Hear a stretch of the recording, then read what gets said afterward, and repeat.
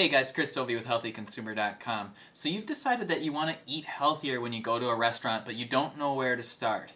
Maybe you just don't want to feel like a train wreck when you leave. Well, that's exactly what we're going to talk about in this video today.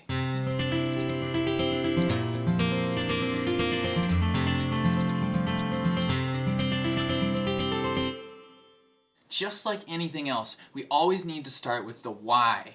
Why do you want to eat healthier?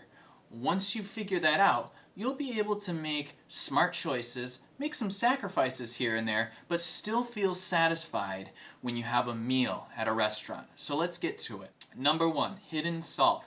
So again, we got to go back to the why. Why do you want to reduce your salt intake? Well, there's a lot of reasons. For one, it puts a lot of stress onto your kidneys and potentially your heart as well. So that's been known in the literature for a long time that reducing salt intake can improve your lifespan and decrease the risk of all-cause mortality, so all causes of death. Where can you find a lot of this salt that's hidden in our food? Well, a lot of times, especially at restaurants, you're going to find it in soups. You're going to find it in sauces. You're going to find it in just about everything that has heavy cream because they usually put the two together to enhance the taste even further.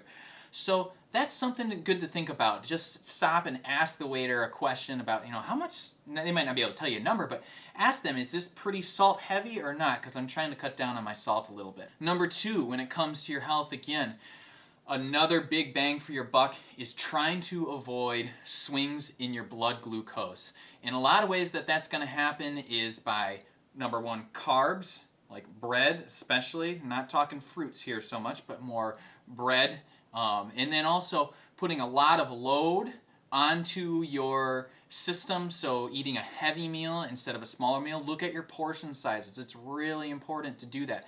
You can always take it home. It's a great way to stabilize the blood glucose, and make sure that you're pairing things like potatoes and simple starches with protein and with healthy fats like avocados and olive oil and things of that nature. That'll help stabilize your blood glucose, put much less stress onto the pancreas and onto your system as a whole. Number three is going to be looking at the amount of inflammatory foods you're eating when you go to a restaurant. And there's different ways that you can determine that. One, what is the method that they're cooking? Are they baking it or boiling it, which is going to be more healthy, or in a stew, like in some type of marinade, or are they frying it versus broiling it as well? And those are going to produce more carcinogens, more free radicals. And then you have to ask yourself, what oil is the food being cooked in? If it's being cooked in soybean oil, canola oil, vegetable oil, those are more inflammatory oils versus a olive oil or avocado oil, or ghee, like clarified butter. That's going to be a safer route to go. Something to think about and an easy question to ask. What sort of oil do you cook this in?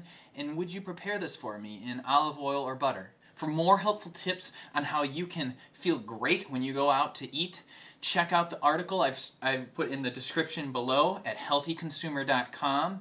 If you're new, subscribe, give it a like if you found it helpful. Thanks a lot, guys, and you have a wonderful day.